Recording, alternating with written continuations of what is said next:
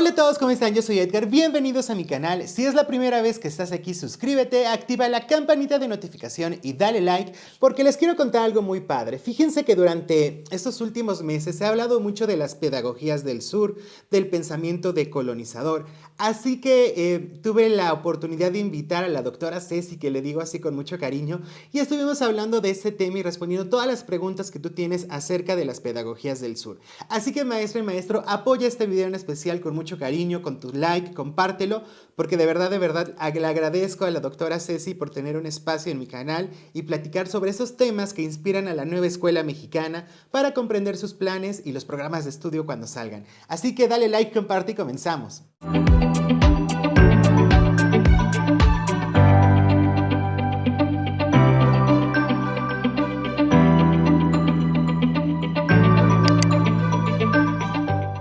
Pues sí, maestras y maestros, el día de hoy estoy muy feliz porque se encuentra conmigo la doctora Ana Cecilia Valencia Aguirre. Yo tuve la oportunidad, como decía al inicio del video, de conocerlo en estas pláticas que tuvimos en Mazatlán, en Guadalajara y en Monterrey, y la verdad, Miss, es que me cautivó la forma en cómo explica estos temas de la nueva escuela mexicana. Sabemos que este es un reto. Estamos empezando con estas capacitaciones para conocer el Plan de Estudios 2022 y la verdad es que este tema es importante porque en la primera parte del Plan de Estudios se habla mucho de los saberes decoloniales y de las epistemologías del sur. Sin embargo, pues no sabemos qué es esto a ciencia cierta y de verdad, Miss, muchas gracias por apoyarnos. Pues muchísimas gracias a ti, Edgar, por esta invitación y pues qué bueno poderles aportar algo de mi experiencia con respecto a estas temáticas. Y pues sí, efectivamente, este concepto, ¿verdad? Es un concepto que aparece en la nueva propuesta curricular 2022, ¿verdad? Y sí es importante que los maestros, las maestras, quienes están involucrados en la educación, sepan de qué se trata y cuáles son sus implicaciones y la trascendencia que puede tener esto en nuestros planes y programas de estudio, en nuestros materiales educativos, que esperamos pues también vengan transversalizados con esta perspectiva y sobre todo pues qué implicaciones va a tener para nuestras prácticas como docentes en los escenarios en los cuales nos movemos, ¿verdad? Como académicos, como profesores y profesoras. Bien, bueno, pues yo quisiera que todos nos situáramos como en algunas preguntas que no se van a responder de manera cerrada ni de manera acabada, sino que van a ser como tres ejes que van a transversalizar la exposición que yo aquí les vengo a mostrar. La primera de ellas es ¿a qué le vamos a llamar saberes decoloniales? ¿Y qué relación tienen estos saberes decoloniales con lo que se nombra las epistemologías del sur? ¿Qué significa epistemologías del sur? ¿Quién construyó este concepto? ¿De dónde surgió? Y sobre todo una tercera cuestión es, bueno, y todo este discurso, ¿qué tiene que ver con el nuevo modelo curricular y con las propuestas educativas de los profesores que se espera que lleven a cabo y precisamente que puedan aterrizar en lo que son sus intervenciones educativas cotidianas?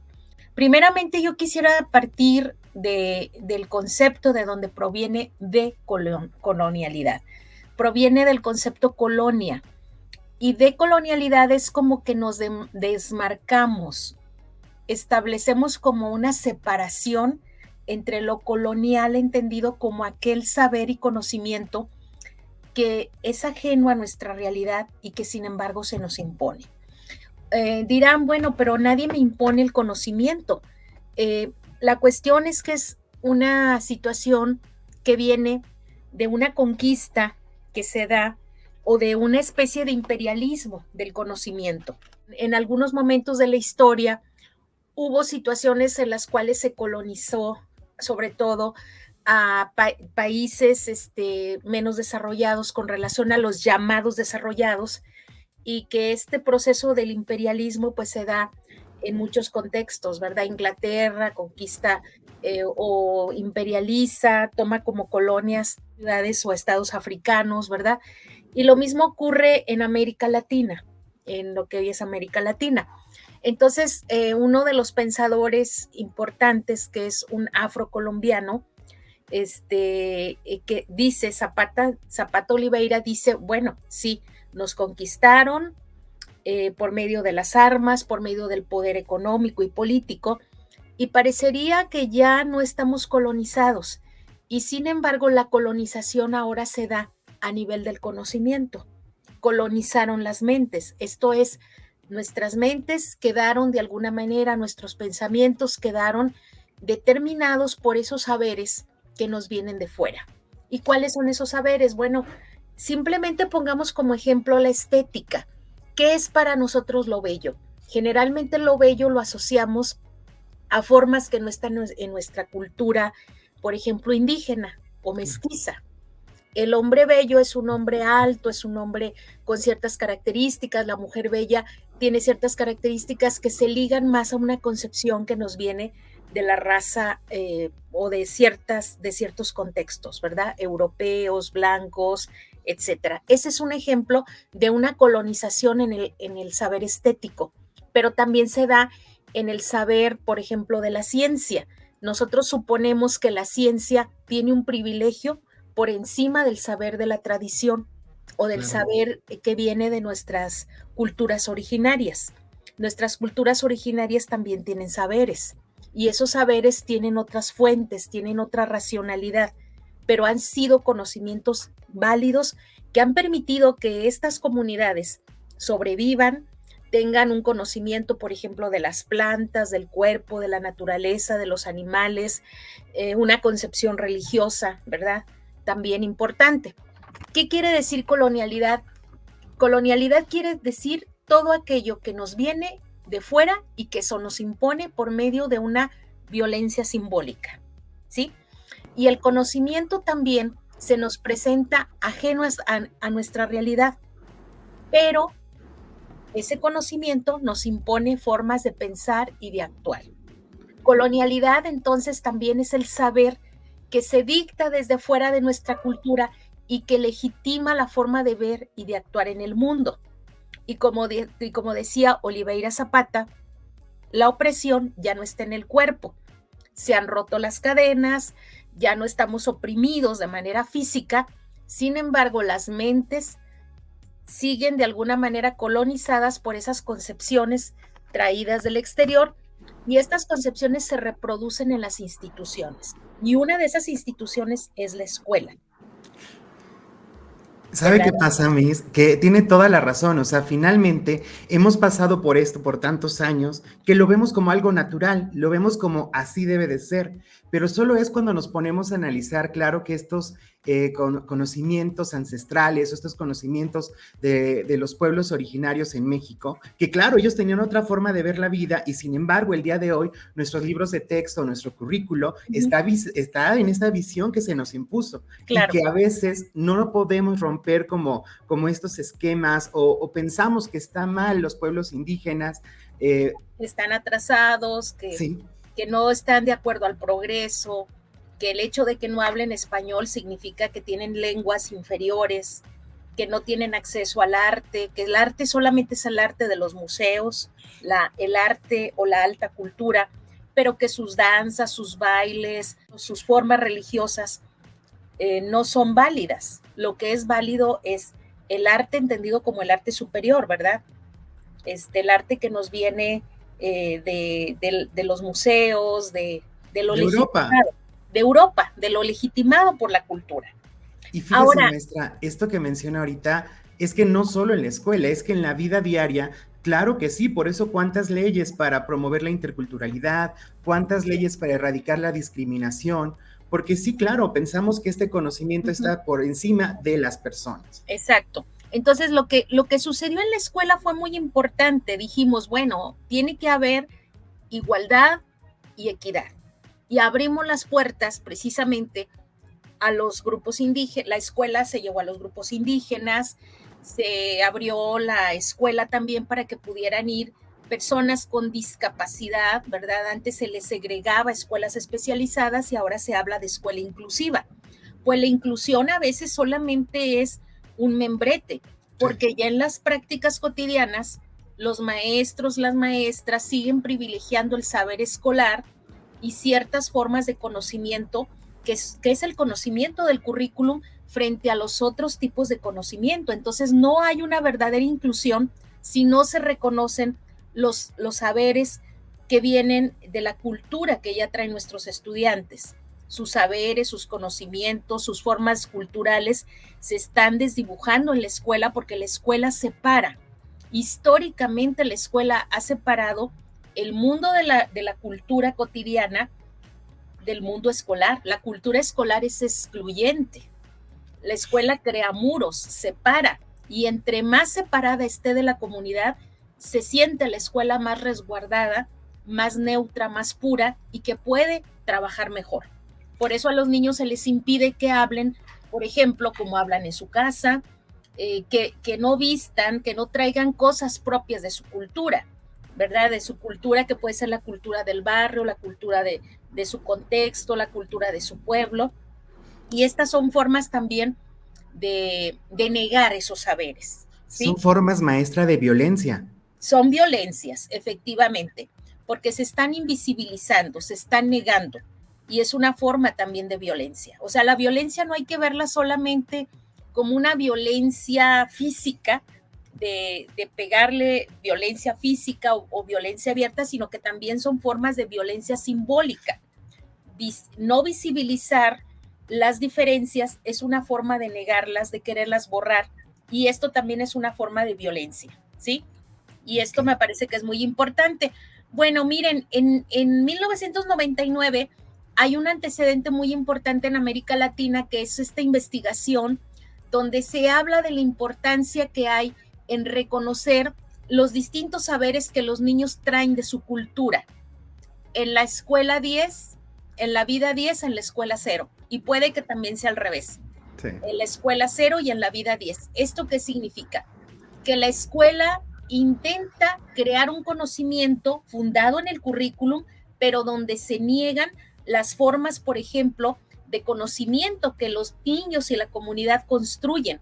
Por ejemplo, un niño en la calle resuelve problemas matemáticos, ¿sí? Sí. Un niño en la calle negocia. Por ejemplo, tú ves a los niños de contextos pobres que trabajan en los mercados con sus padres, que están en las tiendas y que resuelven problemas cotidianos, que hacen matemáticas, que están negociando, utilizando la lengua, comunicándose, ¿verdad? Y ese es un conocimiento que la escuela niega, porque luego llegan a la escuela y la escuela dice, aquí la matemática escolar es la que viene en el libro, la que el maestro está estableciendo a través de estos pasos, a través de estas lógicas, y las formas de resolver los problemas de la vida cotidiana no se recuperan.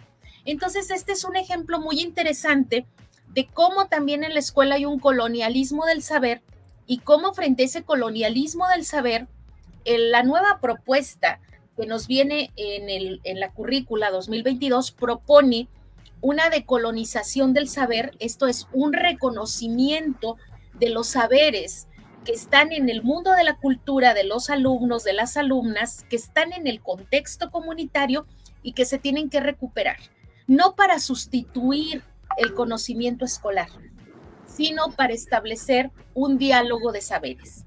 Este concepto del diálogo de saberes viene de Paulo Freire, claro, pero también viene de la perspectiva de Edgar Morin, la dialogicidad, y viene también de Bakhtin, donde se plantea, Bakhtin, un lingüista ruso, también nos habla como de ese diálogo, esa posición dialógica que tiene que ver entre las otredades, entre las culturas. Que va quedando claro, pero entonces, maestra, habrá muchos profesores que digan, a ver, pero no, por ejemplo, en matemáticas se habla de un enfoque de resolución de problemas, ¿no? Aprendizajes clave, la reforma de 2011, 1992, ponían énfasis en la resolución de problemas. Sin embargo, debemos de reconocer, o sea, tú abre tu libro de texto en este momento y es algo que siempre digo, realmente se da esta oportunidad a que se reconozca la otredad, como usted lo menciona, las capacidades y las experiencias, o el docente se ha quedado, maestra, como en esta parte de reproductor del sistema, ¿no? Este es mi programa, estos son mis libros y yo así me voy. O sea, en la práctica no hemos logrado entender esto porque seguimos, siento yo, que atados, seguimos como con una venda acá y reproduciendo estos modelos que, como dice el programa de estudios, reproducen las grandes asimetrías en la educación. Así es. Y precisamente bajo esa lógica de ver al maestro como un reproductor, también hay una posición de reconocer en el docente su sabiduría, su experiencia, y de que se puedan retomar precisamente a través de esa capacidad que el profesor tiene, producto de su historia, producto de sus saberes, producto de su experiencia, que él pueda recuperar todos estos saberes de la comunidad, todos estos saberes donde los niños no llegan a la escuela como un hoja en blanco, como una tabula en rasa, como una tabula rasa, sino que llegan con conocimientos de dónde hay que partir. ¿De dónde hay que partir? De los problemas de la comunidad, pero también del reconocimiento de que las comunidades tienen formas particulares, culturales, históricas de resolver esos problemas. Ahora bien, en el contexto de la gran crisis que tuvimos por pandemia, quedó claro que lo que salvó a los contextos comunitarios, y no veamos a los contextos comunitarios como los indígenas que están a kilómetros separados de nuestra realidad, nuestra propia realidad, nuestra colonia practicó formas comunitarias de intercambio, como fueron el trueque, como fueron los comedores, cuando tuve oportunidad de escuchar la experiencia de colegas de Sudamérica, por ejemplo, había comedores comunitarios, las llamadas ollas calientes, por ejemplo, en Venezuela, en Colombia, en México, la experiencia del trueque, de intercambiar cosas. Por ejemplo, esa es una experiencia importante de cómo el saber comunitario sigue estando vigente en muchas de las prácticas, donde precisamente ya los sistemas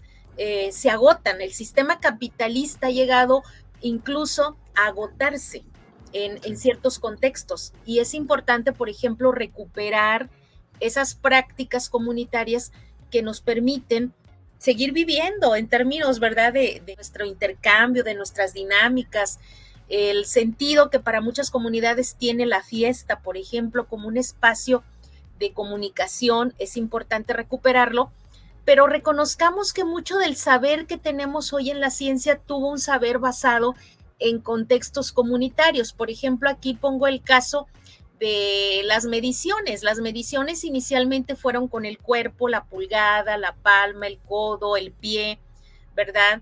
Y de ahí se originan luego las medidas convencionales. La convencionalidad tuvo su origen en formas muy ligadas a lo comunitario, a lo corporal. Y cuando nosotros decimos, a ver, los niños cuando van a la escuela, ¿cómo cuentan? ¿Cómo cuentan sus números? ¿Cómo cuentan sus cosas materiales? Pues ellos tienen formas también muy particulares que la escuela tiene que retomar. Porque fueron aprendidas. Porque fueron aprendidas y porque tienen que ver también con una prehistoria de nuestro conocimiento. Por ejemplo, antes de llegar al número, contamos con los números. Se dice que la mano es la primera computadora humana, ¿verdad? ¿Esto qué quiere decir? Que no es un conocimiento más evolucionado que otro, sino que son formas distintas de conocer y de comprender y de aproximarnos a la realidad a través del conocimiento. Entonces, un principio tiene que ser fundamental aquí. El conocimiento no es patrimonio de la ciencia, el conocimiento es patrimonio de la humanidad y gracias al conocimiento resolvemos los problemas de la vida cotidiana, ¿sí? Y aquí en esta parte, maestra, creo que podemos hacer las comparaciones, porque creo que es más fácil a veces como docente como comparar, ¿no? Cuando hablábamos, por ejemplo, de la reforma de 1992, hablábamos de que el docente era un acompañante, ¿no? Después hablábamos que era un guía, y el día de hoy se reconoce al docente como un líder comunitario. Para ser un líder comunitario, yo creo que tienes que vivir los procesos y estar consciente de los procesos que se viven, y no comunidad como un territorio, como usted bien menciona, ¿no? Sino como estas relaciones y estas dinámicas que se dan en el aquí, en el ahora, donde se está situado. Así es. Y reconocer algo que también los pedagogos han dicho, y entre ellos, recuerdo mucho este libro de Pérez Gómez y Jimeno Sacristán, ¿verdad? En uno de sus textos editados por Morata, ellos hablan de que la escuela es cruce de culturas. O sea, cuando hablamos de culturas no nos referimos a la cultura como lo exótico. No, nuestro propio espacio, nuestra propia aula es un cruce de culturas porque ahí coinciden niños que traen tradiciones creencias, religiones, por ejemplo. Antes era muy común que viviésemos o suponíamos que vivíamos en contextos más homogéneos, donde decían que la cultura, que la religión oficial de los mexicanos era la religión católica. Nada más falso, hay muchas religiones. Claro. Hay muchas lenguas. También se decía la lengua oficial de México es el español. Hay 68 lenguas en este país.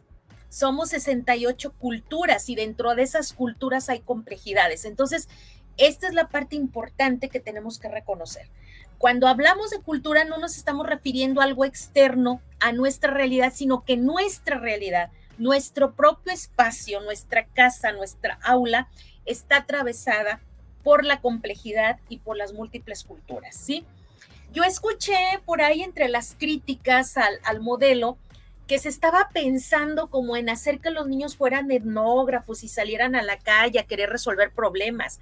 No, los problemas dentro de la escuela tienen que ser los problemas de la comunidad y retomarse para que ahí coincida precisamente esto que estamos hablando de diálogo de saberes bajo esta concepción decolonizadora de que no hay un saber superior frente a otro, sino lo que hay es una posibilidad de establecer esa relación dialógica entre el saber escolar y los saberes comunitarios. ¿Sí? Entonces ahí, maestra, ya nos está dando como este enfoque, ¿no? Que si bien lo leíamos, ahora me queda más claro. No, el niño no va a resolver los problemas de su comunidad en ese momento, sino que ese va a ser el medio que nutra a la escuela de las situaciones que van a permitir crear estos proyectos, ¿no? O que van a permitir crear estas estrategias para atender y crear el conocimiento a través de la divergencia, de estos puntos de unión también entre las diferentes opiniones y vivencias de todos los actores.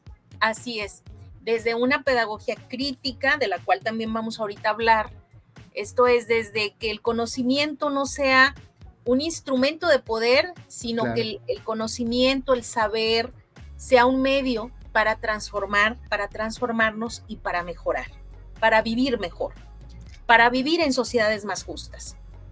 Bien, aquí tenemos otro ejemplo muy interesante del papel que las mujeres han tenido en torno al saber sobre el cuerpo. Es un ejemplo de colonización, de que se decía que, bueno, las mujeres que tenían, a las mujeres siempre en la historia, igual que a otros grupos, a otros géneros, fuera del patriarcal, no se les reconocía, se les desdibujaba. Y la mujer que era conocedora del cuerpo, por una cuestión histórica, las mujeres han tenido un mayor contacto con su cuerpo porque son las que se embarazan, las que tienen hijos, las que menstruan, las que tienen que tener cuidado sobre el control, etcétera. Son mujeres que históricamente han tenido un papel de sanadoras. Dice, hay que reconocerlas, las primeras médicas, las primeras anatomistas de la historia occidental, sabían procurar abortos, actuaban como enfermeras y consejeras, y sin embargo a las mujeres se les consideró históricamente brujas o charlatanas, ¿verdad? Y fueron quemadas muchas en las hogueras por la Inquisición, pero también por los protestantes, ¿verdad? Acuérdense de toda esa historia oscura que también hay en la humanidad.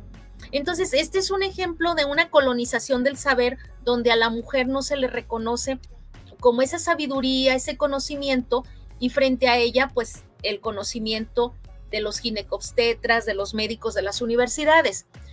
Quiero decir que la UNESCO reconoció el papel que tienen las parteras y se les dio un lugar especial y un reconocimiento a nivel mundial como mujeres que han aportado mucho al conocimiento y a quienes les debemos muchos de los que estamos aquí la vida, ¿verdad? Porque no sabemos si nuestras abuelas, bisabuelas, tatarabuelas fueron atendidas por una partera. Por una partera. Es un ejemplo. Estoy poniendo ejemplos sencillos para que entendamos cómo históricamente ha habido una colonización del saber en el sentido de negar, por ejemplo, el caso del conocimiento que las mujeres tienen, que los indígenas han tenido también sobre, por ejemplo, las plantas, ¿verdad? Hoy se reconoce que hay un gran conocimiento de botánica en los códices que han sido traducidos de los aztecas, de los mayas, que hay todo un conocimiento de la medicina,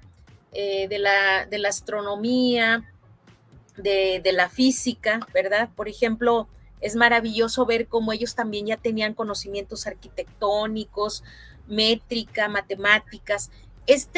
Digamos que es un tipo de conocimiento que está presente en nuestras culturas originarias y que históricamente se negó. Yo iba a agregar acá, maestra, que como lo está usted viendo es un punto súper importante. Claro que se niega, ¿no? Incluso creo que el día de hoy hasta existe un desprecio a las parteras, ¿no? Así es. O sea, se genera esta colonización, pero también este androcentrismo, porque claro, queremos ir con un médico antes que ir con una partera ante estas situaciones, dejando de lado este conocimiento como si fuera de desecho o de segunda, o como si fuera solo para personas pobres.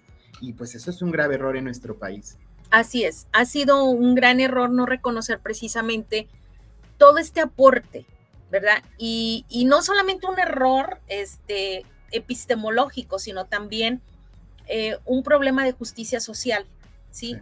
Esto es, la justicia social tiene que ver con el reconocimiento de las grandes aportaciones y de los valores que han aportado las culturas a nuestro presente y que de alguna manera pues hemos estado negando, pero que ante esta crisis ecológica, porque ese es el gran problema, que también el conocimiento científico, el conocimiento colonizado que nos viene de Europa, esta concepción del progreso, de tener y tener y tener y comprar y comprar y producir, ha generado también catástrofes. Y una de esas catástrofes es la catástrofe ecológica, tiene que ver mucho con la manera en cómo hemos actuado con respecto a la naturaleza.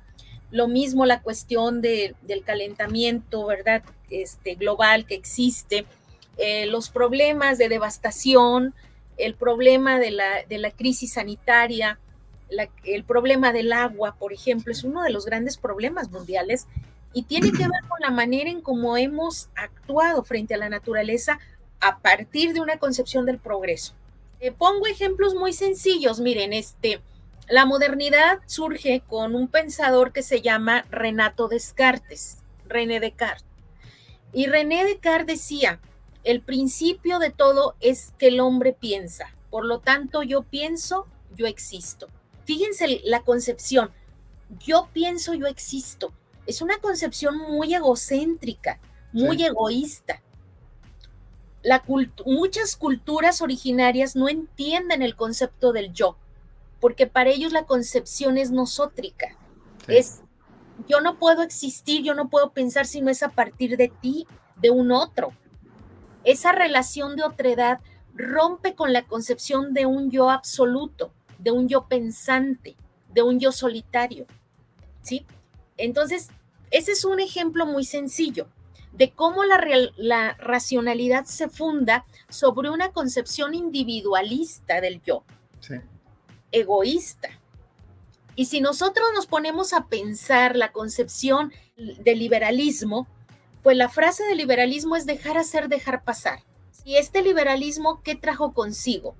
Pues una concepción, como dice la rueda de la fortuna, los de adelante corren mucho y los de atrás se quedarán. Ay. Y esto genera desigualdad, una brecha de desigualdad cada vez mayor, ¿sí? Hoy sabemos, gracias a todas estas tesis de la justicia social, de la justicia distributiva, que lo importante no es que unos crezcan a costa de los otros, sino que generemos condiciones para que todos puedan avanzar. Y esas condiciones tienen que ser equitativas, no igualitarias, ¿sí? Bien, pero esto está fundado en un episteme, y el episteme es la concepción del conocimiento como fundado en un yo pensante, en un yo racional, en un yo egoísta, ¿sí? Y yo conozco y yo pienso a costa de utilizar al otro como un instrumento para mis fines. Esto tiene que ver con una concepción también capitalista del conocimiento.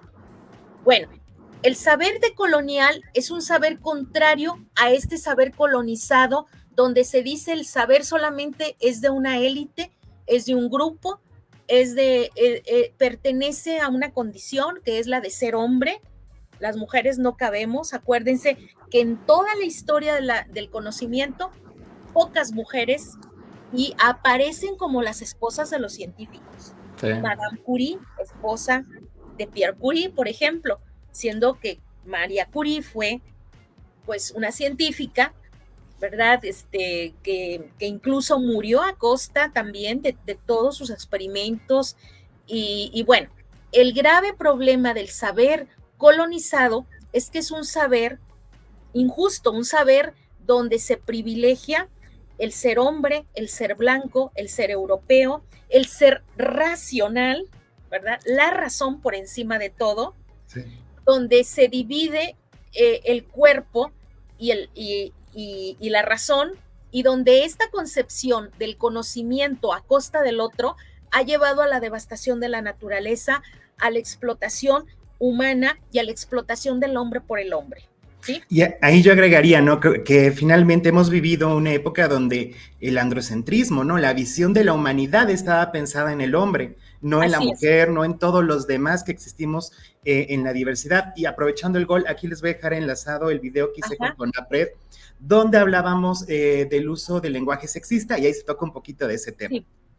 Efectivamente, una concepción antropocéntrica, ¿verdad? Androcéntrica, donde incluso no todos los hombres, porque claro, al hombre que no era heterosexual, heterosexual, al hombre que no era de determinada cultura, los griegos, a los que no hablaban griego, les llamaban bárbaros. Sí. Y bárbaro significa al que no se le entiende, el que habla raro, el que no cabe en la polis, no tenían derecho a la política, no entraban los llamados bárbaros, que eran las otras culturas. Tampoco las mujeres, tampoco los niños o las niñas, tampoco el otro género. Recordemos que en esas concepciones androcentristas, de alguna manera autoritarias, incluso al otro se le negaba. Y en la historia de la humanidad llegaron incluso a quererlos desaparecer, como fue en el caso del Holocausto, no solamente al que fuera judío, sino al que fuera homosexual, al que fuera testigo de Jehová, al que estuviera en contra del régimen. Bueno, hay que tener cuidado porque las posturas colonizadoras son posturas que de por sí implican cierta violencia. ¿Qué es el saber decolonial? Es contrario al saber colonizado, nace el conocimiento de una necesidad humana y por lo tanto el conocimiento es patrimonio de todos y todas y de todes y permite resolver, pensar, actuar y explicar. Admite que no hay un saber absoluto o acabado. Esta es una frase de Paulo Freire. Nadie ignora todo, nadie sabe todo. Y por lo tanto todos requerimos del diálogo para aprender unos de otros. Dora Haraway, que es una feminista, plantea que también es un saber situado. Esto es que se construye desde un cuerpo, un espacio, tiempo, espacio temporal, y que es un saber dialogante, que se construye desde el diálogo de saberes o desde lo que Boaventura de Sousa llama la ecología epistémica, que aunque se oiga raro, quiere decir los conocimientos están entre sí dialogando. Y no hay un conocimiento que se puede imponer sobre otro, sino que todos se retroalimentan a sí mismos. Algunos ejemplos, vamos a poner algunos ejemplos de conocimientos dialogantes, que ahorita los quiero señalar. Por ejemplo, la propuesta de que el cuerpo no está separado de la mente, que fue uno de los grandes problemas que creó la modernidad, y que trajo consigo una serie de problemas muy fuertes, donde todavía el problema de la racionalidad, y ya lo decía Goya en uno de sus cuadros, la racionalidad también crea monstruos, ¿verdad? La racionalidad se puede convertir en un monstruo, y esto lo tenemos claro en la misma historia de la humanidad con el Holocausto, por una razón que todo mundo aplaudió a partir de un convencimiento con los discursos de Hitler, se convencieron por ese argumento de que había que desaparecer a 6 millones de judíos, y lo hicieron, ¿sí? Esto es un ejemplo de cómo la racionalidad nos lleva también a instrumentalizar al otro, ¿sí?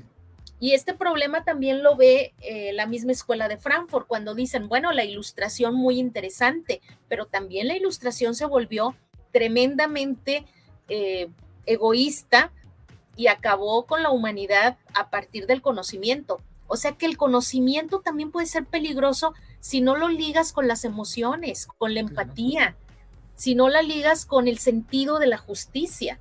El conocimiento separado del cuerpo es algo tremendamente peligroso. ¿Y a quién le debemos las propuestas sentipensantes? A nuestros pueblos originarios, ¿verdad? O sea, el concepto de lo sentipensante, y pongo un ejemplo muy, muy particular, lo tomó Orlando, el creador de la investigación-acción en Colombia, ¿verdad? A partir precisamente de los pueblos aymaras de Sudamérica, la concepción de lo sentipensante. ¿Qué quiere decir lo sentipensante?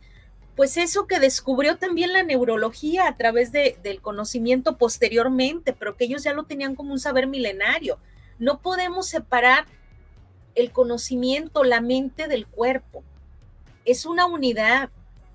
También los sentimientos conocen y se expresan. También hay una inteligencia emocional.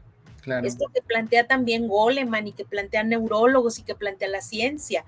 O sea, también razonamos con las emociones, también razonamos con el corazón, también nos orientamos a partir del miedo, de nuestras emociones. Las emociones son importantes y si se ligan con la inteligencia, pues eso es importante. Y esta es una propuesta importante que nos viene de nuestras culturas originarias.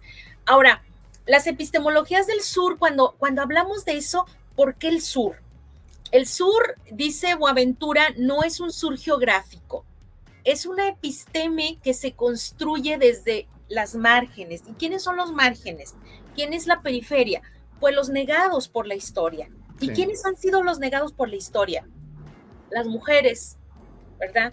Sí. Las lesbianas, los homosexuales, las otredades que no caben en ese paradigma de hombre blanco, racional, europeo, ¿verdad? Sí. También las culturas indígenas, también las culturas africanas, ¿verdad? Que fueron negadas, por ejemplo, en toda la historia del pensamiento, los africanos siempre eran considerados los salvajes de la historia, ¿sí? Si tú le preguntas a un niño que dibuje un africano, dibuja un salvaje, porque esa es la concepción occidental que se ha designado para esa cultura, donde hay riqueza, donde hay poesía, donde hay arte, donde hay, es más, donde hay toda una creación de elementos culturales que se heredaron a Occidente, ¿verdad? Aquí, maestra, entonces podemos decir que el sur es como, bien lo dijo, como aquello que es negado, que es oprimido, que es visto como lo menor, ¿no? Que son todas estas referencias que pone la nueva escuela mexicana. Y creo que está padre que nos quede esto claro, porque a lo mejor desde mi visión, pues todo está padre y todo está chido, pero si no convivo con la diferencia, si no se escucha, si no se pone atención en lo que escriben, en lo que piensan y en lo que sienten, ¿cómo vamos a hablar de un concepto de comunidad o de personas que se juntan? Seguiríamos con esta visión o este pensamiento que se nos ha impuesto. Así es, efectivamente. Y este reconocimiento de las otredades, la periferia, los que estaban afuera, no solamente se incluyen, sino que reconocen que han creado muchos saberes que se han invisibilizado, que se han negado. Y esto es importante. Por ejemplo, todos decimos, todo proviene del mundo griego y del mundo de los grecolatinos, ¿verdad? Del mundo grecolatino viene nuestra concepción del derecho, nuestra concepción de la historia, nuestra concepción de la belleza. Pero hay que reconocer que ya nuestras culturas originarias también tenían concepciones del derecho, tenían concepciones de la belleza, tenían ciencia, conocimiento, pero que no fueron visibilizadas, que fueron negadas, que fueron ocultadas, que sobre eso, que se negaron y sobre eso se edificó y se impuso con violencia un conocimiento. una forma también digamos, de valores, de prácticas, ¿verdad? A partir de conocimientos ajenos a la realidad y donde nuestros propios conocimientos se desprecian, ¿verdad? Nosotros mismos nos despreciamos, Sí. a veces por nuestro color de piel, a veces porque queremos parecernos a los europeos, tener rasgos donde la belleza es bajo ese paradigma, por ejemplo, ¿verdad? Es que la otredad, maestra, hablando de todos, ¿no? De la edad, hablando del cuerpo, hablando de todo, todo, todo, pareciera que en lugar de ser un motivo de aprender, de ver al mundo a través de los otros, ¿no? Es un motivo de rechazo y de segregación. Por eso me sorprende que cuando había compañeros igual en redes que mencionaban que no, que la escuela no favorecía la violencia, o sea, que esto era progresista y que buscaba no sé qué, ¿no? Como con malos ojos, pero yo creo que una sociedad donde todos convivan es lo que se busca. Así es. Y sobre todo, mira, históricamente hemos ocultado e invisibilizado muchas formas de violencia, Sí, ¿sí? Y esto nos tiene que quedar claro como sociedad. A partir de los movimientos de mujeres, del Me Too, por ejemplo, se empezó a hablar del acoso, de la violación y lo peor de todo, de cómo la sociedad justificaba que a las mujeres las acosaran, porque sí, tú tienes la culpa por cómo te vistes, porque provocas a los hombres, por eso te violaron. Esto tiene que reconocerse. Y la escuela y nosotros como actores de la escuela tenemos que reconocer que hay violencias que hemos invisibilizado, normalizado, eufemizado, bajo la premisa de que la escuela tiene que educar. Y por sí, eso corrían a los niños, por ejemplo, me tocó ver que corrían a los niños que tenían otra religión porque no saludaban a la bandera, por ejemplo. Y no sí, los corrían abiertamente, nada más los exhibían, hacían cosas para que el niño ya no quisiera ir a la escuela. Pero esa es una violencia. sí, Y es una forma de correr a un estudiante. Por ejemplo, a un niño, exhibirlo de que no quiere saludar a la bandera porque es testigo de Jehová. O sea, tenemos que reflexionar. Tenemos no que decir mea culpa, aquí alguien es culpable, no, sino simplemente reflexionar sobre esas prácticas históricas, sobre cómo nosotros también, como estudiantes, como sujetos en la escuela, hemos vivido esas experiencias de injusticia, todos, todas, y cómo tenemos de alguna manera que trabajar en eso. ¿Para qué? Pues para que la educación sea eso, una educación que cultive la equidad y los valores desde los derechos de las infancias, desde los derechos humanos, desde un saber reivindicativo también, como lo digo aquí, que rescata la justicia epistémica.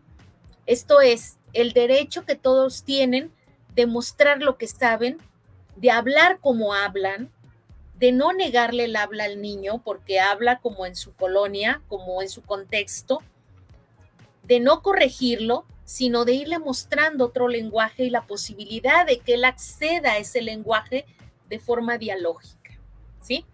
Por ejemplo, llega un niño pequeñito su primer vez a la escuela y él le dice a la profesora, yo vive y haiga hecho, y la maestra lo calla y le dice, así no se habla. ¿Cuál es la situación? Bueno, cuando a un niño se le dice así no se habla, no digas eso, pues no habla, ¿verdad? sí, Porque dice, bueno, es que yo no hablo igual que la maestra, igual que la mayoría de mis compañeros. Esta es una forma de epistemicidio. ¿Por qué? Porque ese lenguaje es un lenguaje que tiene una historia, que es parte de una cultura, querámoslo o no, y hay que reconocerla.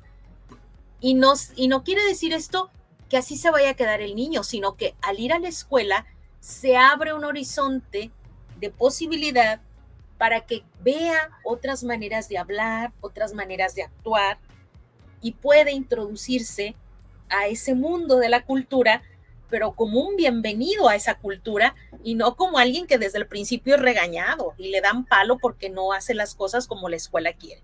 Entonces yo creo que los maestros tenemos toda una sabiduría, una experiencia y lo entendemos, y aparte toda una sensibilidad.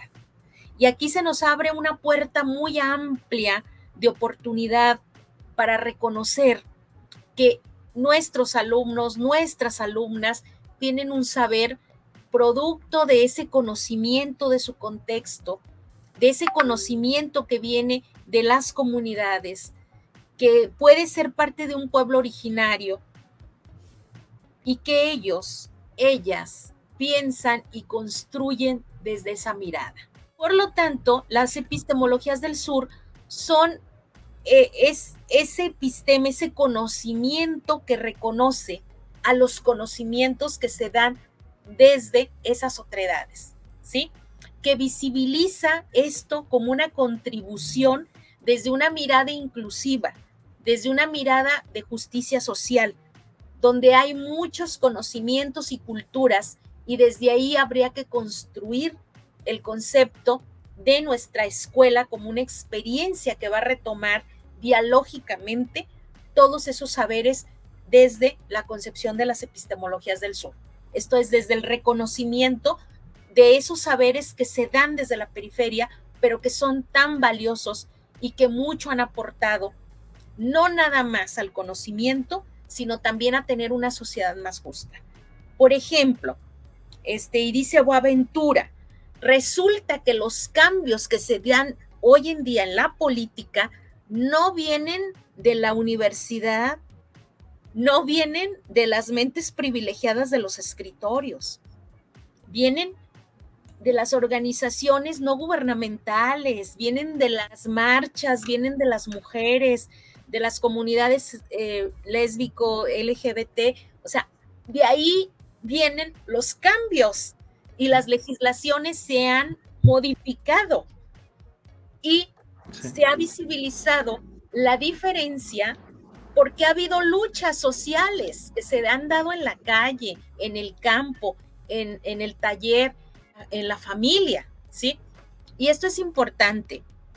Nuestra vida se ha hecho cada vez más justa gracias a que hemos visibilizado y estamos haciendo cada vez más justicia, pero eso nos viene también de las epistemologías del sur. Esto es, de esos grupos marginales que están trabajando y los derechos nadie se los ha dado, se los han ganado a fuerza precisamente de una lucha constante y cotidiana, por hacerse visibles, por protestar, por mostrarse, por crear precisamente una interpelación con el statu quo, con el derecho desde la visión patriarcal, ¿sí? Si pensamos, por ejemplo, ¿por qué se reconoce el feminicidio? Porque los abogados dijeron no, porque unas mujeres comenzaron a protestar, entre ellas Marcela Escobedo, hizo una lucha tremenda porque se hiciera justicia ante la muerte de su hija, y fue una lucha que costó mucha sangre. Ella murió. Entonces, todos estos grandes cambios han venido de espacios no academicistas, sino de las epistemologías del sur, de esos saberes de la periferia, ¿sí? Y son con los que actualmente vivimos. Gracias a ello hablamos de equidad, hablamos de justicia social, hablamos de que no debe de haber violencia hacia la mujer, hablamos de violencia de género, se reconoce el acoso y el hostigamiento. Antes no sabíamos qué era eso. Sí, ¿no? Hoy ya diferenciamos, acoso es esto, hostigamiento es esto. Unas se dan de relaciones asimétricas de poder, como es el caso del hostigamiento, el acoso, el bullying. O sea, todas esas concepciones se han construido gracias a las epistemologías del sur. A estas personas, hombres, mujeres, lesbianas, gays, que están trabajando y demandando visibilidad y sobre todo el que ya no se sigan cometiendo injusticias y violencias, por ejemplo, hacia el género. Aquí tenemos algo muy interesante. Estos son algunos de los intelectuales, los que aparecen aquí, que han aportado al campo y donde yo quisiera mencionar que el asunto de visibilizar el conocimiento desde el centro no viene propiamente con Boaventura, que aparece en la imagen anterior que pasaste, Edgar, Sí, sí, sí. Sino que está presente, este es Boaventura de Sousa Santos, portugués, epistemólogo, donde nos dice que, entre otras cosas, que el colonialismo ha generado una forma de injusticia que contamina todas las formas de injusticia que hemos reconocido en la modernidad, ya sea la injusticia socioeconómica, la sexual o racial, la histórica, la generacional. Sí. ¿Sí? Se trata de la injusticia cognitiva. No hay peor injusticia que esa porque es la injusticia entre conocimientos. Es la idea de que existe un solo conocimiento válido producido como perfecto conocimiento en gran medida por el norte global que llamamos la ciencia moderna. ¿Sí?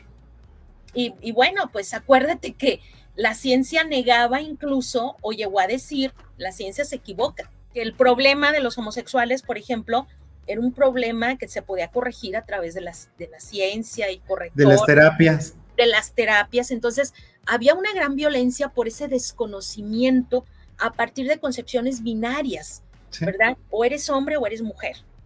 Y lo mismo, esa concepción binaria está en la escuela. Sí, sí, sí. O eres hombre o eres mujer, o eres aplicado o eres no aplicado, ¿verdad? Sí. Antes les decían burros, ahora burros, ¿verdad? Y yo me acuerdo que había la fila de los burros, la fila de los aplicados y la fila de los de en medio, que eran entre los que se van a una u a otra, pero que están. Esto es, estas lógicas binarias son lógicas de mucha violencia, porque no admiten la pluralidad. O eres hombre o eres mujer, o apruebas o repruebas, o eres aplicado o eres burro. Y esta lógica binaria es una lógica que atenta contra los derechos humanos y atenta contra la diversidad. Y es a veces, en muchos sentidos, la lógica de las escuelas. O eres escuela de calidad o eres escuela que no tiene calidad. O te van a dar recurso o ya no te van a dar. Entonces, esto genera pues mucha injusticia, mucha desigualdad y sobre todo mayores brechas todavía de pobreza. ¿Sí? Estos personajes que vemos aquí son importantes. En la esquina superior izquierda está Enrique Dussel, que es mexicano. En medio están mujeres y dentro de las mujeres pues tenemos a Rita Segato, tenemos a Marta Lamas, tenemos a muchas feministas que no vamos a hablar de ellas de la tercera ola porque también en el feminismo ha habido corrientes, pero Rita Segato es una mujer importante que la vemos en medio, en el cuadro de en medio, es la mujer que está canosita con él. Y Rita Segato, argentina, nos ha planteado, entre otras cosas, que no puede haber un conocimiento si no se da desde el cuerpo. La tesis de Dora Haraway, y que reivindica el cuerpo también como un elemento central en todo conocimiento. El cuerpo es un modo de expresión, hay que tener un respeto también por la corporalidad.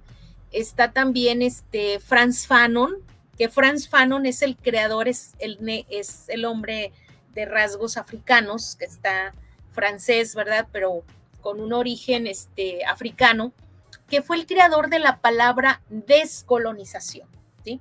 A él le debemos ese concepto de descolonizar.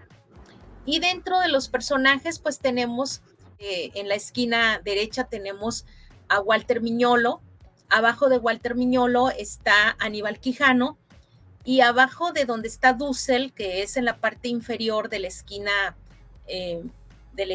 izquierda, está Leopoldo Sea, porque Leopoldo Sea, desde el siglo XX ya decía que no nos preocupemos tanto si tomamos ideas ajenas, lo importante es cómo esas ideas ajenas nos ayudan a pensar en nuestros propios problemas, desde dentro. Me parece que es una tesis que pone una piedra angular en todo lo que van a ser las epistemologías del sur, y por eso lo menciono, pero es importante decir que los conceptos sí tienen un rostro, sí tienen una escuela, y que afortunadamente esta escuela es latinoamericana y todos estos pensadores que ven aquí son latinoamericanos, a excepción de Boaventura, que es portugués, pero que se ha nutrido mucho de la perspectiva latinoamericana, africana, asiática, porque cuando se habla de epistemologías del sur no solamente está América Latina, también está Asia, también está África, también está el Caribe, ¿verdad? y todos estos pensadores de alguna manera expresan estas concepciones. ¿Esto qué quiere decir? Pues que es una escuela fuerte, con intelectuales que ha creado también espacios universitarios, pero que tuvo su origen en la periferia, y ellos lo reconocen, ¿verdad? Okay. Se nutre más de los movimientos feministas, de los movimientos indigenistas, de la lucha por el reconocimiento de las comunidades LGTB, de las comunidades afro, ¿verdad? Que han sido invisibilizadas. Por ejemplo, en México nunca se había hablado hasta hace una década de los afromexicanos, y eso me parece que también es algo importante de reconocer. Hemos invisibilizado las otredades. Qué bueno que lo menciona usted, maestra, porque luego dicen que, yo sé, como lo digo en la conferencia, ¿no? Cuando se hablan de estos temas, siempre se piensa que es como un movimiento que quiere adoctrinar, pero si lo vemos en perspectiva, maestra, quizás los que fuimos adoctrinados fuimos todos los demás. Así es. Fuimos adoctrinados y desgraciadamente no somos conscientes de esa carga cultural que nos impusieron y que nos hace ver el mundo con determinados filtros y determinados lentes. ¿Cuál es el propósito de las epistemologías del sur? Esto es muy importante porque estos propósitos de las epistemologías del sur también nos interpelan como docentes. Esto es, también nos convocan, nos dicen, a ver, ¿y tú qué harías en este punto?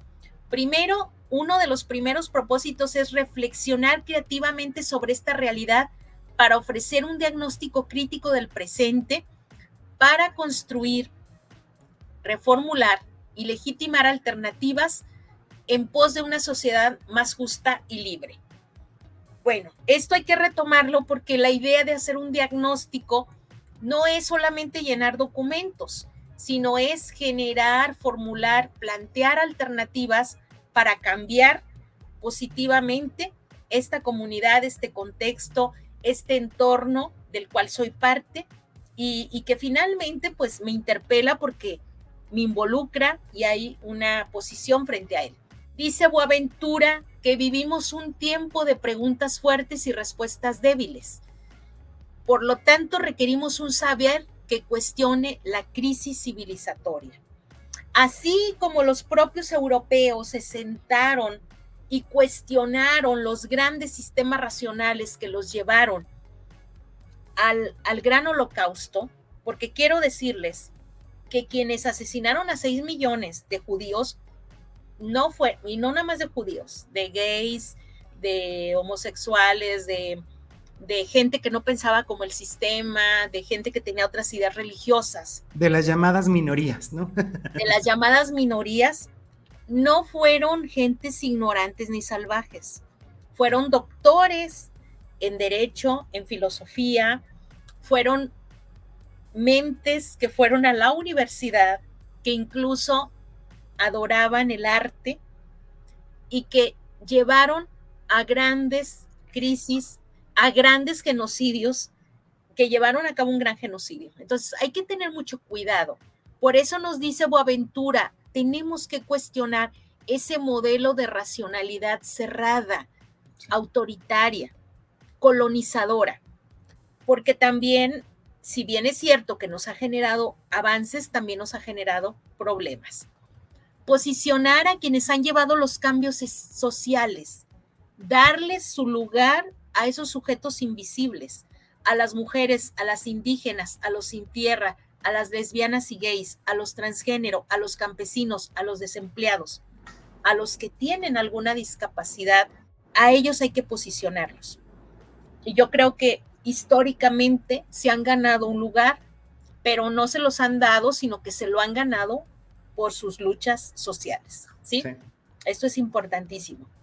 Comprender el mundo es mucho más amplio que la comprensión del occidental. Esto es, la comprensión de nuestro entorno va más allá de saber quiénes eran los griegos, es comprender el mundo desde cómo también esa sociedad es muy compleja y en esa sociedad coexisten conocimientos, coexisten culturas, hay toda una complejidad. La comprensión del mundo es más amplia que la comprensión del occidental. Los saberes no son autónomos, requieren diálogo y reciprocidad de otros saberes. Y esa reciprocidad se va a dar entre el conocimiento científico y el conocimiento no científico también, porque se ha considerado científico solamente al que atraviesa cierto rasero también definido desde los rangos que impone una Desde cultura. esos parámetros que ellos Desde un parámetro. construyeron. Sí, sí, así es. Un ejemplo sencillo que yo quiero poner. Eh, Nos han dicho siempre, no, que Finlandia es el país muy avanzado, que los niños aprueban los exámenes. Sí, pero aprueban exámenes que no violentan esa cultura en la que viven. Claro. Si nosotros fuéramos los que dictáramos las políticas de evaluación, diríamos, a ver, tráiganme un niño de Finlandia y mándenlo a Tepito a ver si puede resolver un problema de transacción. Y el niño finlandés a lo mejor no pasa la prueba. Claro. Y nos dirían, no, es que tú lo estás sacando de su contexto para meterlo en un contexto diferente, que es un barrio de Tepito, el mercado, el tianguis. Pero precisamente eso es lo que ellos hacen con nuestros niños mexicanos. Y sabe qué, maestra, que es lo mismo que el sistema educativo también Es lo hace. mismo que el sistema educativo hace, Sigue las efectivamente. órdenes. Sí, quieren, por ejemplo, sacar a un niño huichol de un contexto y ponerlo a hacer una prueba con un lenguaje que él no va a entender, porque es un lenguaje distinto al de su cultura, pero con ello lo evalúan. ¿Y quiénes definen?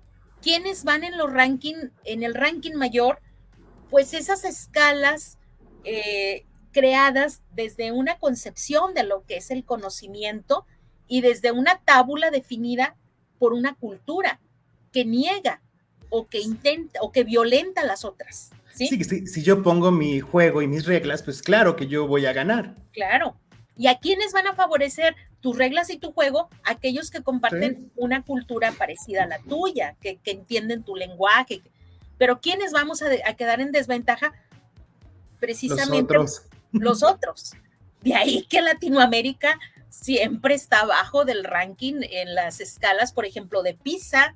Sí. México, Colombia, Chile un poquito arriba, pero siempre aparecía Finlandia arriba. Pues obviamente hay que cuestionar esto desde una perspectiva de colonizadora, que quizás también nos ayude a comprender mejor cuál es el escenario de este contexto. Ahora, aquí también vienen ciertos debates, Edgar, de que entonces vamos a estar a la margen de un contexto global.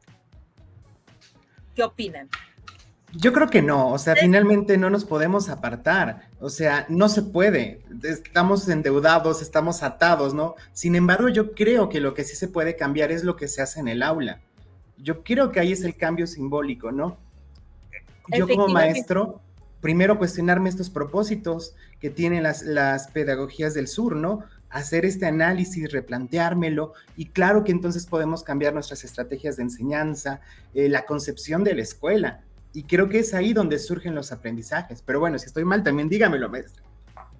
No, efectivamente, no nos podemos quedar al margen de todo un contexto mundial global, y precisamente estamos atendiendo a uno de los prioritarios elementos de la convivencia universal, que es precisamente el reconocimiento a las diferencias, ¿sí?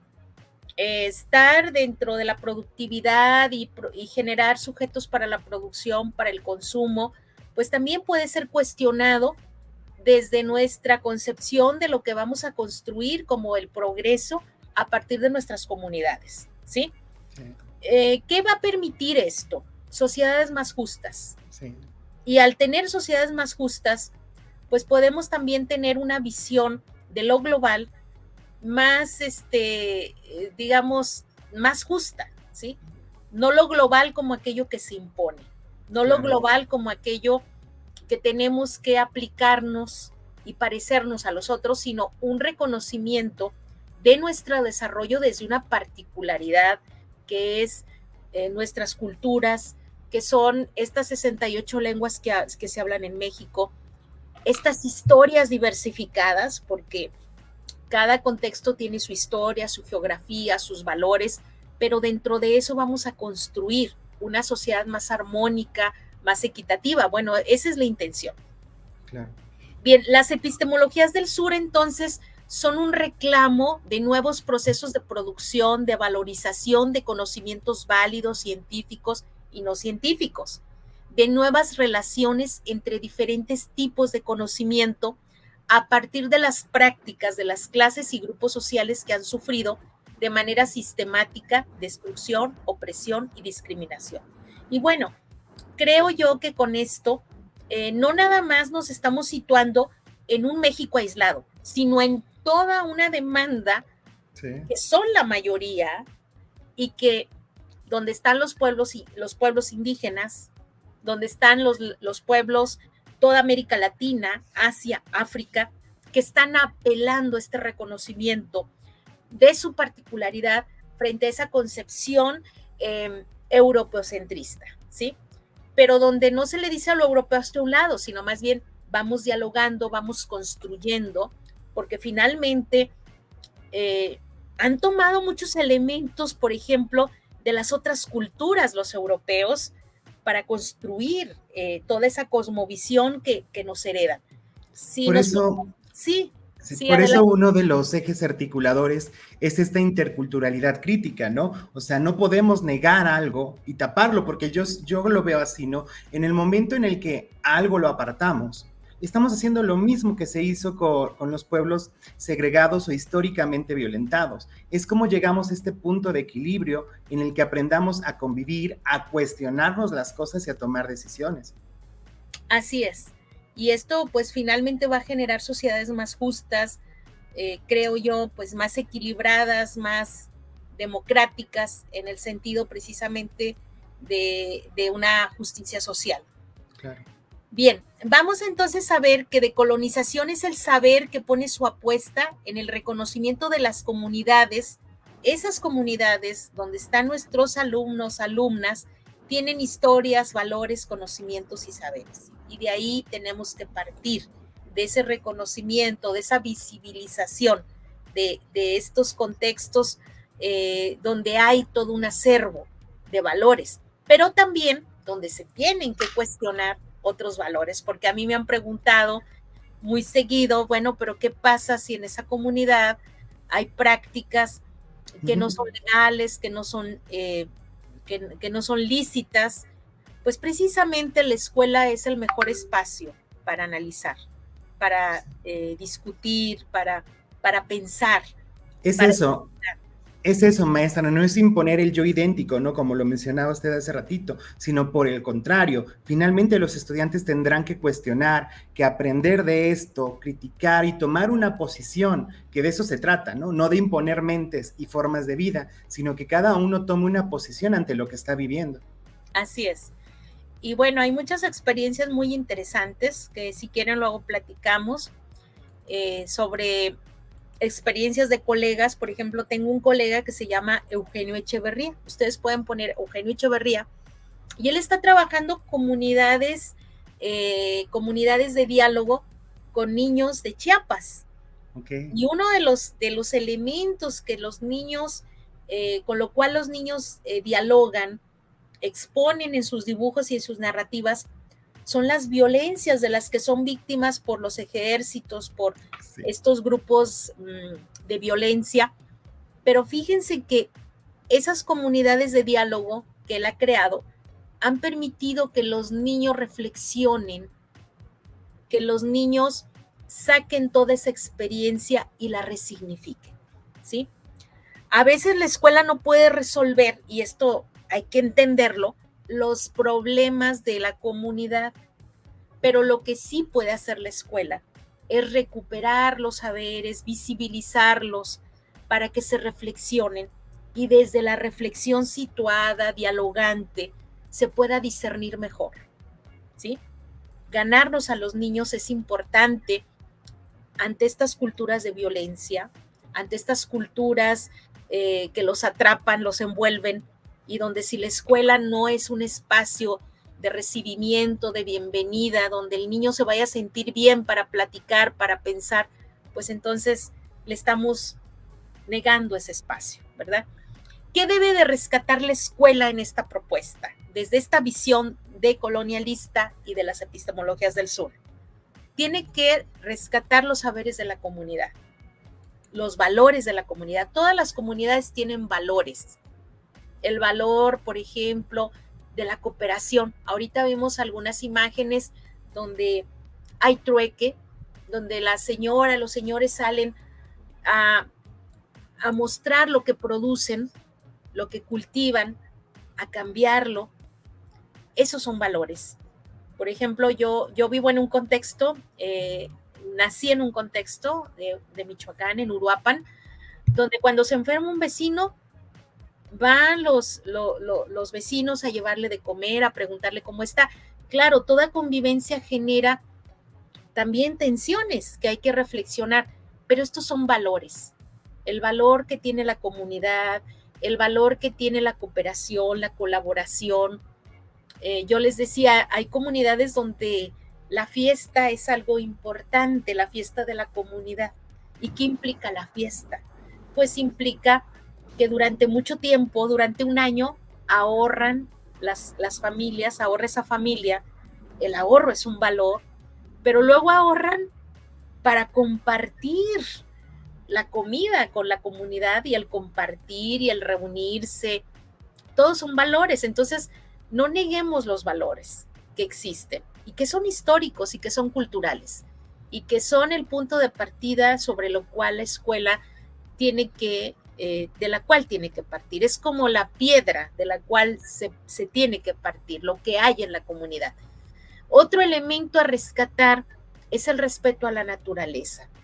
Si alguien tiene respeto a los animales, a las plantas, a la tierra, a la luna, cuando ven la luna va a llover, cuando ven cierto tipo de nubes, hay una lectura de la naturaleza, ¿verdad? A mí me ha tocado estar con campesinos que ven el cielo y dicen, la luna está cargada, va a llover o va a ser. Sí. Hay toda una lectura de elementos de la naturaleza. Eso es algo importante.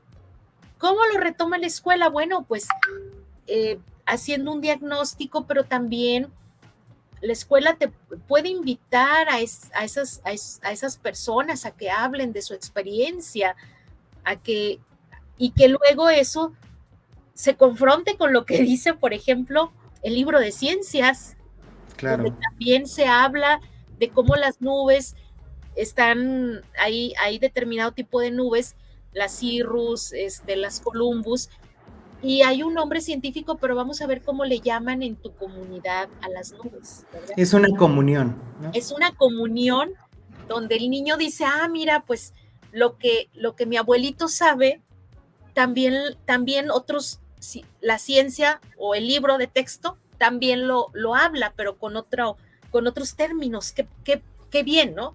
Claro. Qué bien. Entonces, ahí es el diálogo, ahí hay el reconocimiento. Otro elemento, la historia patria de los héroes nacionales frente a la historia. Mi abuelito participó también en la revolución, mi abuelito tiene una foto.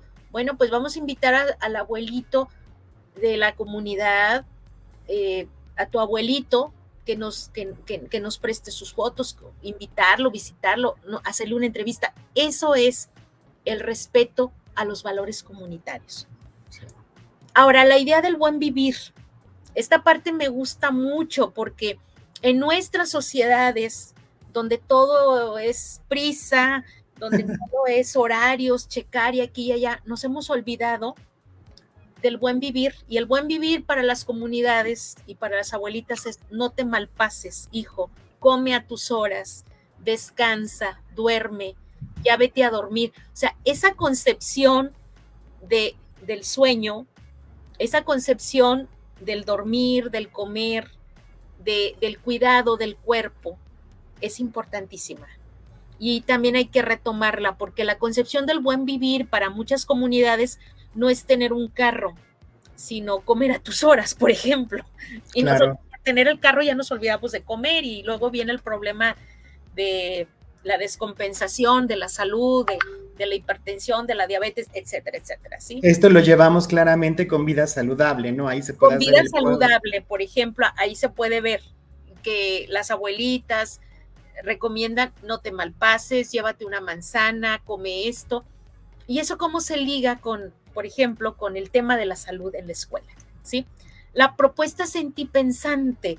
Ahorita está muy de moda esta cuestión de lo socioemocional, pero aquí esta idea de lo sentipensante tiene que ver también con cómo hay emociones que se tienen que recuperar, analizar y convertir precisamente en parte de la escuela. También en la escuela se tiene que hablar de las emociones, se le tiene que dar un lugar a las emociones.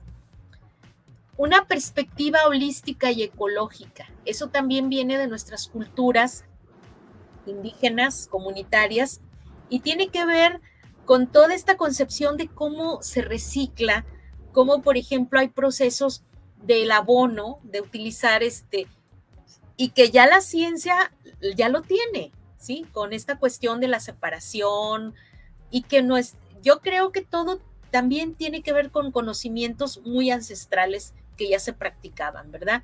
Y que siempre han sido invisibilizados. Por ejemplo, yo recuerdo que se conservaban mucho, no se tiraba tanto la basura en ciertas comunidades, sino que se conservaban para hacer macetas, por ejemplo, los botes, todo ese tipo de cosas que ya existen en la comunidad, pues retomarlas.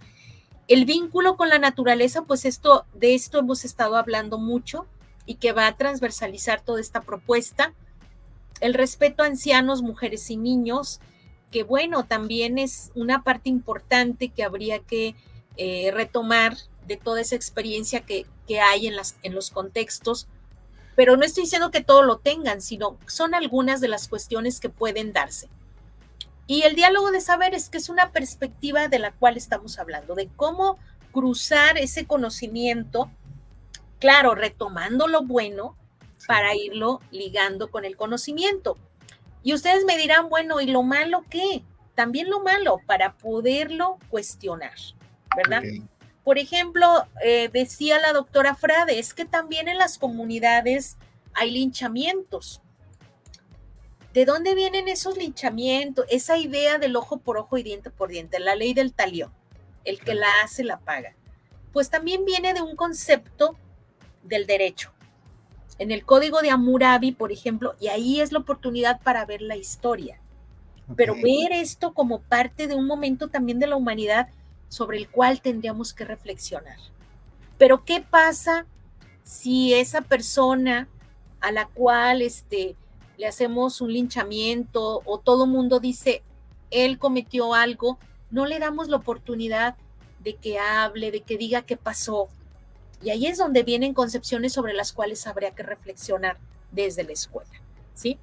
Esto no significa que cambie el mundo, pero sí significa que la escuela está recuperando eso que hay ahí para convertirlo también en un elemento dialógico y que las nuevas generaciones también vayan cuestionando sus prácticas culturales comunitarias desde el saber escolar. O sea, hay un proceso aquí muy importante de interlocución, de cuestionamiento, de reflexión. ¿Cómo lograrlo? Bueno, pues ya lo hemos dicho, a través de un diálogo de saberes, de una recuperación de saberes comunitarios, de conocimientos que existen ahí, que los niños tienen, las formas de habla. Por ejemplo, un niño dice vide, pero vide también viene en el Quijote. Sí. Ok. ¿Y qué quiere decir eso? Que no es un problema de mala educación, sino que es un problema que tiene que ver con una concepción, con un arcaísmo que ha quedado en ese lenguaje, ¿sí? Hay comunidades, por ejemplo, yo trabajé en una comunidad de Jalisco, del sur de Jalisco, Teocuitatlán de Corona, donde las personas decían, le provoca un taquito, profesora, le provoca. Okay. En lugar de decir se le antoja, gusta. Y esas son palabras importantes. Es un lenguaje que nos enriquece. Claro. No que nos empobrece, que nos enriquece. ¿De dónde viene? ¿Cómo surge? ¿Por qué? Cada lenguaje, cada práctica tiene una historia, tiene un contexto, y eso enriquece mucho. Entonces vamos a luchar contra el epistemicidio. Este concepto epistemicidio es de Boaventura de Sousa y quiere decir vamos a luchar contra matar el conocimiento, ignorarlo, destrozarlo, así como lo hizo una cultura con otra que quiso imponer su manera de ver el mundo, quitar el epistemicidio, que consiste en destruir, minusvalorar, despreciar el saber de nuestras comunidades. Evitar la reproducción de saberes ajenos a la realidad de los contextos. Resulta que llegamos a un contexto donde no hay calles ni carros y hablamos de los carros, hablamos de los semáforos, cuando no existe eso en la cultura. Entonces, tomar los elementos de la cultura para de ahí construir un conocimiento que luego va a permitir ver otras realidades.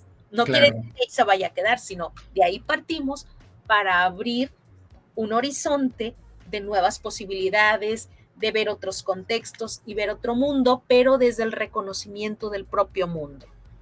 ¿Qué nos da eso? Nos da la libertad de que los niños puedan elegir, pero no imposición de un saber frente a otro, sino una libertad de que él diga, qué bonito mi cultura, pero esto que el maestro me trae es muy interesante, es muy bueno lo que yo veo en el maestro, porque él me está mostrando una manera bonita de hablar, distinta a la de mi contexto, donde a mí me dicen por apodos. A mí me gusta como la maestra me nombra por mi nombre, me dice Ana Cecilia, ya no me dice como me dicen en mi barrio, así me gusta, yo elijo esto, pero de ninguna manera se da una imposición, sino un diálogo, una apertura del saber, de las formas escolares frente a las formas comunitarias, y donde hay la posibilidad de que los niños puedan elegir, pero una elección basada en la libertad, en la disertación y en lo que el niño también aspira a llegar a ser, ¿sí? A mí se me hace muy, muy bonito este relato de una indígena que dice, mi maestro llevaba libros y en esos libros había muchas historias que se abrían para mí como horizontes distintos al mío.